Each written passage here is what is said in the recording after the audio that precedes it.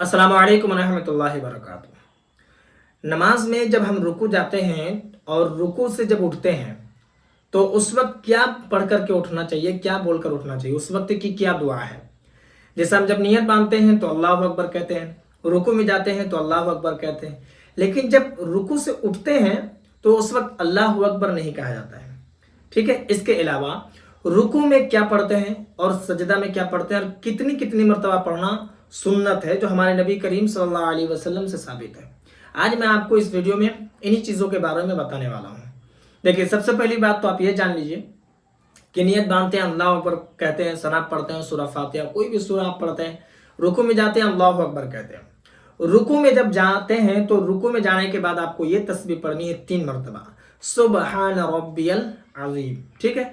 यहाँ पर एक बात और बता दूं कि सुबहान रब्बियल अज़ीम ये जो दुआ है, अगर ये अदा नहीं हो पाता है आपसे तो फिर आप इसकी जगह सुबहान रब्बियल करीम भी कह सकते हैं। ठीक है। इसके अलावा जब आप उठेंगे तो आप समी अल्लाहु लिमन हमीदा ये कहकर उठना है आपको।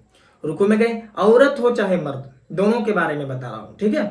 आप जब रुकू में जाएंगे, रुकू से जब उठेंगे तो समी अल्लाहु लिमन हमीदा, यही हदीस मुबारका से भी साबित है। नबी करीम सल्लल्लाहु अलैहि वसल्लम भी नमाज में इसको पढ़ा करते थे। रुकू से जब उठते तो अल्लाह अकबर नहीं बल्कि समी अल्लाहु लिमन हमीदा कहकर उठते। उसके बाद फिर आप रुकू से सजदा जाएंगे तो अल्लाहु अकबर कहकर सजदे में चले जाएंगे, कहते हुए चले जाएंगे। ठीक है। अब सजदे में आपको क्या पढ़ना है इसको भी आप सुन लीजिए।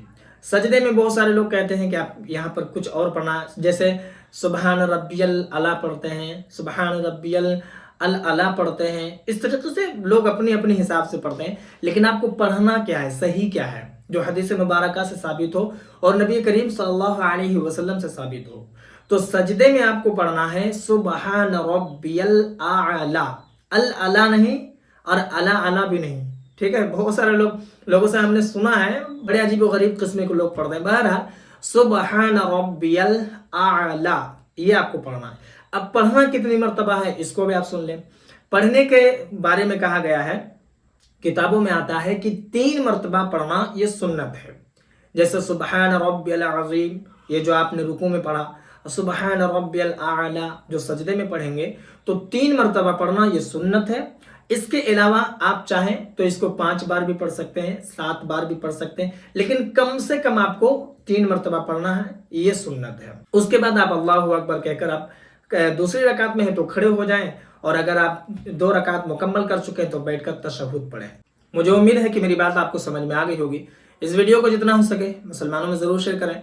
बाकी अगर आपके मन में कोई सवाल हो तो आप कमेंट पर ज़रूर बताएं, और अगर नए हैं चैनल पर तो चैनल को भी ज़रूर सब्सक्राइब कर लें।